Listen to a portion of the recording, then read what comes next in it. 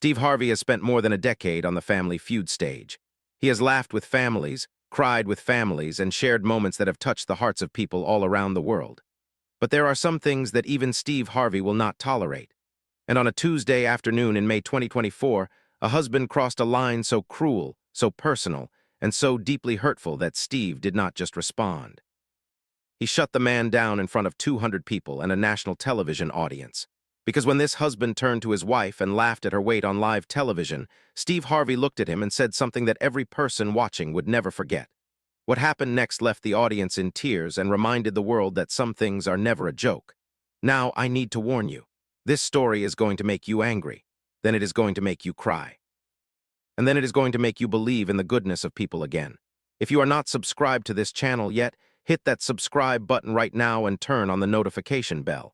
Because this is one of those stories that stays with you long after it is over. Let me tell you exactly what happened inside that studio. The Taylor family from Nashville, Tennessee, had driven 8 hours to be in that studio. There were 5 of them, and every single one of them had been counting down the days until this taping. At the center of the family, quiet and nervous but smiling wider than anyone else on that stage, was 46-year-old Michelle Taylor. Michelle was the one who had applied for the show.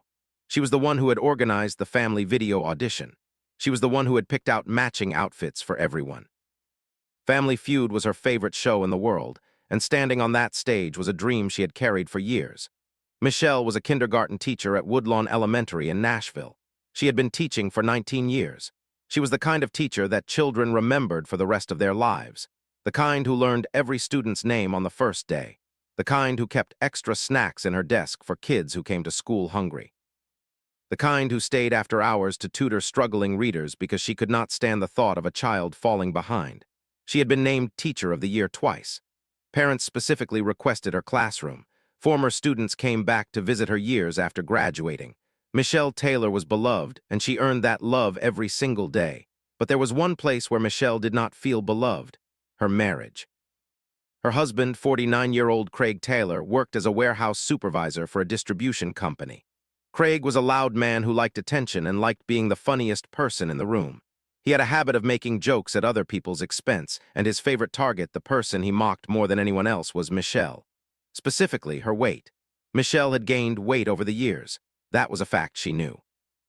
After 3 pregnancies, after years of working a demanding job, after dealing with a thyroid condition that was diagnosed late and managed imperfectly, Michelle's body had changed. She was not the same size she had been at 25 when she married Craig, and Craig never let her forget it. He made comments at home.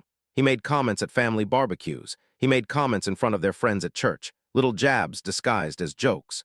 "Michelle, you sure you need seconds?" Or "Watch out, the chair might not hold," or "I married a size 6, what happened?" He always laughed after he said these things. He always expected other people to laugh too. Some did uncomfortably, most just looked away. What Craig did not know, what he never bothered to find out because he was too busy being clever, was that Michelle had been silently battling those comments for years. She had tried every diet. She had joined gyms and quit when the shame became too heavy. She had cried in the bathroom after Craig's remarks more times than she could count. She had been to therapy, where her counselor told her that Craig's behavior was emotional abuse. Michelle did not argue with the diagnosis, but she also did not leave. She stayed for her children. Their 3 children were on that stage with them. There was Jordan, 21, the oldest, who was finishing college at Tennessee State and wanted to be a high school counselor. Then there was Brianna, 18, who had just graduated high school and was heading to community college in the fall. And the youngest was Elijah, 14, a quiet kid who loved drawing and spent most of his time sketching in a notebook that he carried everywhere. All 3 children adored their mother. All 3 of them had, at various points in their young lives, asked their father to stop making fun of her. Craig always dismissed them. "I am just joking. She knows I am playing. Do not be so sensitive." But there was something else about Michelle that made this story so much deeper. Something that nobody on that stage except her oldest son, Jordan, knew. 3 months before the Family Feud taping, Michelle had been diagnosed with type 2 diabetes. Her doctor had told her that her weight was a contributing factor, but also that her thyroid condition and genetics played significant roles. The diagnosis had terrified Michelle. Not because of the disease itself, but because she knew exactly what Craig would say. She knew he would use it as more ammunition. So she told only Jordan and asked him to keep it between them until she was ready to talk about it. Jordan had agreed, but watching his father mock his mother's weight while knowing about the diagnosis was tearing him apart inside. The game started with the Taylor family facing off against the Brooks family from Jacksonville, Florida. Both families were lively and fun. Steve Harvey was in top form, cracking jokes and keeping the energy high. The first round went well. Michelle actually gave the #1 answer, and the Taylor family stole the round. The audience loved Michelle. She had a warmth about her that came through the screen. Her smile was contagious. Her laugh was genuine. When she clapped her hands together in excitement after her answer hit the board, the audience clapped right along with her. The second round brought the question that would set everything on fire. Steve read from his card with a grin. Name something that weighs more than you expected. A simple, harmless question. The kind of thing that gets answers like a suitcase, a Thanksgiving turkey, a bowling ball, fun answers, light answers, answers that keep the game moving. Craig was at the podium for the face-off. He buzzed in first, and instead of giving a normal answer, he turned his body slightly toward Michelle, pointed at her with his thumb, and said with a big grin on his face, "My wife." Then he laughed. A loud, self-satisfied laugh that bounced off the studio walls and landed on every single person in that room like a slap. The audience did not laugh. A few people let out those uncomfortable half sounds that people make when they do not know how to react. But the overwhelming response was silence. A thick, heavy, suffocating silence that pressed down on the entire studio. The Brooks family on the other side of the stage looked horrified. Mrs. Brooks actually turned away like she could not bear to watch. The camera found Michelle, and what it showed was devastating. Her smile, that beautiful, warm, genuine smile that had lit up the stage moments ago, was gone. Completely gone.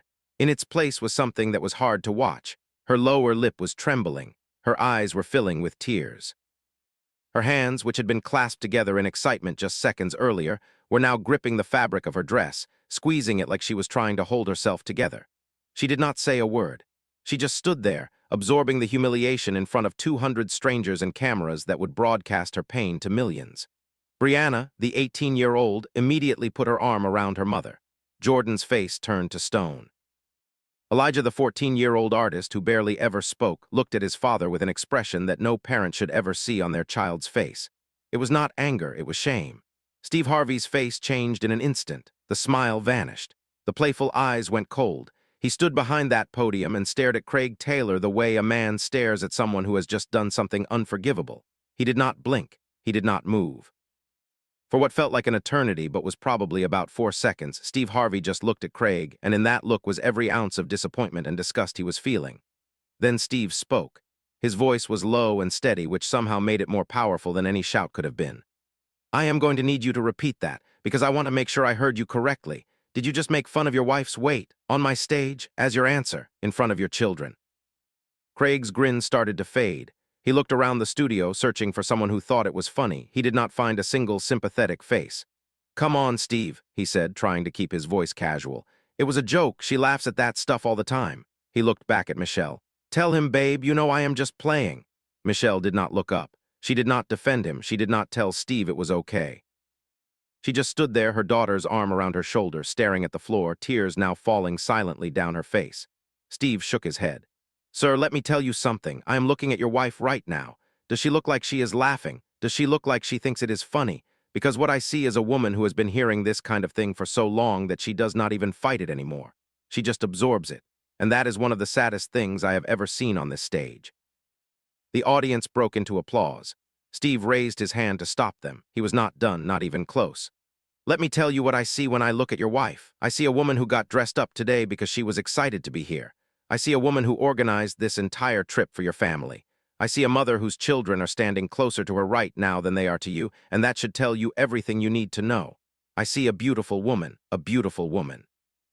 The fact that you cannot see that is your problem, sir, not hers." The audience erupted. People were on their feet. People were crying. Michelle looked up at Steve for the first time since Craig's comment, and the gratitude in her eyes was overwhelming. Nobody had ever stood up for her like that, not once, not in 21 years of marriage, not in front of other people. Steve Harvey, a man she had watched on television for years, had just said out loud what she had needed to hear for decades. But then Jordan stepped forward. The 21-year-old college student who had been holding a secret for 3 months could not hold it any longer. "Mr. Harvey, I need to say something." Steve nodded. "Go ahead, son." Jordan's voice was shaking, but his words were clear. "My mother was diagnosed with type 2 diabetes 3 months ago. She has been dealing with it alone because she was afraid to tell my father. She was afraid he would make it into another joke. She has been going to doctor appointments by herself. She has been changing her diet by herself. She has been scared by herself, because the one person who should have been supporting her has spent 20 years making her feel like her body is something to be ashamed of. The studio went completely silent. You could hear the hum of the air conditioning. You could hear someone in the back row softly crying. Craig's face went pale. His mouth opened and closed, but no words came out. For the first time, the man who always had a joke ready had absolutely nothing to say. Michelle turned to Jordan with wide eyes. "Jordan, baby, I told you not to." Jordan shook his head gently. "Mama, no more secrets, no more hiding, no more protecting someone who hurts you." Brianna tightened her grip on her mother. Elijah stepped closer, his sketchbook pressed against his chest, tears running down his young face. Steve Harvey stood in the center of the stage, and he was crying, openly. He did not wipe his eyes. He did not look away. He let the camera see him because the moment demanded honesty from everyone in that room. "Michelle," he said, his voice rough with emotion, "I need you to hear me right now. What you are going through, the diabetes, the weight, whatever your body is dealing with, that is a health matter. That is a human matter. That is not a joke. That is not a punchline.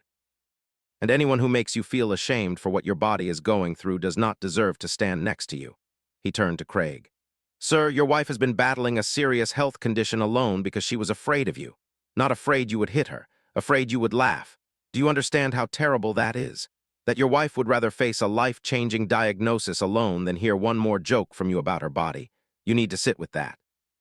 You need to really sit with that and understand what kind of man that makes you." Craig was visibly breaking.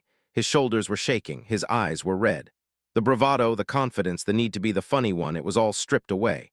What was left was a man confronting the consequences of years of cruelty disguised as humor. "Michelle," Craig said, his voice barely audible, "I did not know. I did not know about the diabetes. I did not know I was hurting you that bad."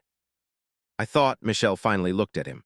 "You thought it was funny, Craig. You always think it is funny, but it has never been funny, not once, not to me, not to our children. It has only ever been painful." Craig covered his face with his hands and sobbed, not the performative kind of crying. The kind that comes from somewhere deep and raw, the kind you cannot control when the full weight of your failures suddenly becomes clear. The audience watched in silence, not with satisfaction but with the complicated empathy that comes from watching someone realize, too late, the damage they have caused. Steve walked over to Michelle and took her hand. "Michelle, I want you to know something. Every person in this building sees you. We see your strength. We see your beauty. We see the incredible mother and teacher that you are. And your body, whatever size it is, whatever it is going through, is the body that carried 3 children, that gets up every morning to teach kindergartners, that fights through a health condition with courage and grace. There is nothing about you that is a punchline. Nothing." The audience gave Michelle a standing ovation that lasted so long the producers had to eventually signal for it to end so they could continue the show. Michelle stood in the middle of it, surrounded by her children, tears streaming down her face, and for the first time in a very long time, she was not crying from shame. She was crying because she finally felt seen. Steve made a decision before the game resumed. He told the production team that whatever happened with the rest of the game, the show was going to do something for Michelle. After the Taylor family finished playing, with Michelle leading them to a victory and a $20,000 fast money win that had the audience screaming, Steve made an announcement. His foundation would be covering the cost of a comprehensive wellness program for Michelle, including nutritional counseling, a personal health coach, and full medical support for managing her diabetes. The audience cheered so loudly that Steve had to wait nearly 30 seconds before he could continue. Then something unexpected happened. A woman in the audience stood up. She introduced herself as Dr. Vanessa Pierce, an endocrinologist from a hospital in Atlanta. She said she had been watching everything unfold and wanted to offer Michelle a free consultation and ongoing support for her thyroid and diabetes management. Another woman stood up, a fitness trainer who specialized in working with women with chronic conditions. She offered Michelle 6 months of free personalized training. By the time the taping was finished, Michelle had received over $40,000 worth of donated services from strangers who had been moved by her story. When the episode aired 3 weeks later, the response was unlike anything in recent Family Feud history. The clip of Steve shutting Craig down went viral within hours, hitting over 70 million views across platforms in the first week. But it was not the confrontation that resonated most deeply with viewers. It was Michelle. It was her quiet dignity. It was the way she did not shout or throw things or storm off the stage. She just stood there and let the truth speak for itself. And that truth connected with millions of people who had experienced the same kind of cruelty from the people who were supposed to love them most. The hashtag Michelle is beautiful trended worldwide for 6 days. Women and men posted videos of themselves sharing their own stories of being body shamed by partners and family members. The outpouring was enormous. Health advocates used the moment to spark conversations about the connection between emotional abuse and physical health conditions. Therapists reported an increase in couples seeking counseling specifically because one partner had recognized their own behavior in Craig's actions. The impact on the Taylor family was both painful and transformative. Craig, devastated by the public reckoning, checked himself into a counseling program the week after the taping. He later told a reporter that watching the episode air, seeing his wife's face at the exact moment he made that comment, was the worst experience of his life. "I watched my wife's heart break in high definition," he said, "and I was the one who broke it. I have to live with that, but I am going to spend the rest of my life making sure I never do it again." Craig committed to therapy and to a men's accountability group that focused on emotional awareness and respectful communication. He wrote Michelle a letter that she later described as the first time he had ever truly seen her as a person and not as a punchline. The family entered counseling together, and while the healing was slow, it was genuine. Craig stopped making jokes at Michelle's expense, completely. He started complimenting her, not in big, performative ways, but in the small, consistent ways that actually rebuild trust over time. A compliment about her cooking. A thank you for everything she did for the kids. A simple, "You look beautiful today," said with sincerity instead of sarcasm. Michelle's health journey became a source of inspiration for thousands. With the support she received from the show and the community, she began managing her diabetes effectively. She worked with her new health coach and doctor to develop a sustainable plan that worked for her body, not against it. She did not chase some unrealistic number on a scale. She focused on feeling strong, feeling healthy, and feeling valued. Within a year, her blood sugar levels were under control, her energy had improved dramatically, and she told a reporter that for the first time in her adult life, she looked in the mirror and did not hear Craig's voice telling her she was not enough. 6 months after the episode aired, Family Feud brought the Taylor family back for a follow-up segment. The transformation was visible the moment they walked on stage. Michelle was glowing.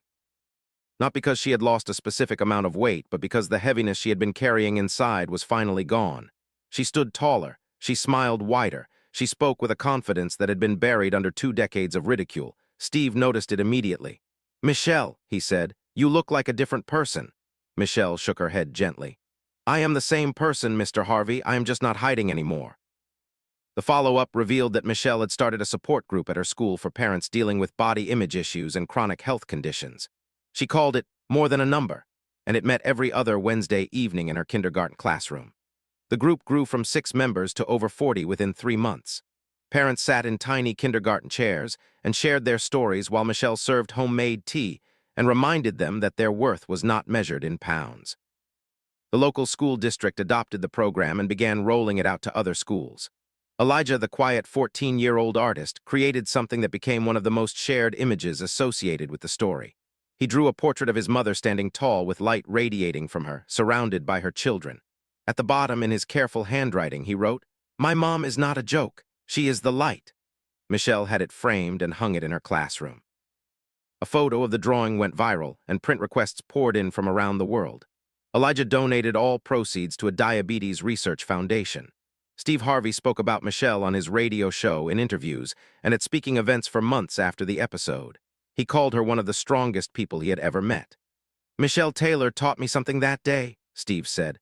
"She taught me that real beauty is not about size. It is about how you carry yourself when the world is trying to tear you down." That woman was humiliated on national television by her own husband, and she did not crumble. She stood there with grace. And then she got up and built something beautiful out of that pain. That is strength. That is beauty. And that is a lesson every single person watching needs to learn. Years later, Michelle was invited to speak at the National Education Association's annual conference about the intersection of personal well-being and professional excellence in teaching. She told the audience of thousands of educators that the day her husband laughed at her on Family Feud was the worst day of her life. But it was also the day everything changed. "I spent 20 years letting someone else's words define how I felt about myself," she said. "It took Steve Harvey and a room full of strangers to remind me that I get to decide what defines me. Not a number on a scale.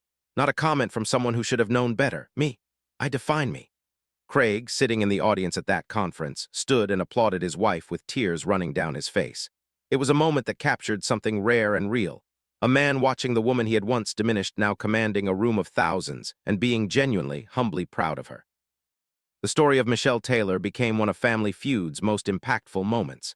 It was studied in psychology courses as an example of the lasting damage of verbal body shaming within marriages. It was referenced in public health campaigns about the emotional barriers to managing chronic illness. It was shared in women's groups and church gatherings and school assemblies as proof that no person, regardless of their size, their shape, or their health, should ever be made to feel like less than what they are. If this story touched you, I need you to do something for me right now. Hit that like button, subscribe to this channel, turn on the notification bell, and share this video with someone who needs to hear that they are beautiful exactly as they are. Share it with someone who has been made to feel like a punchline when they should have been made to feel like a priority. Because on this channel, we believe that every person deserves to be seen, respected, and loved for exactly who they are. Not who someone else thinks they should be. I will see you in the next one.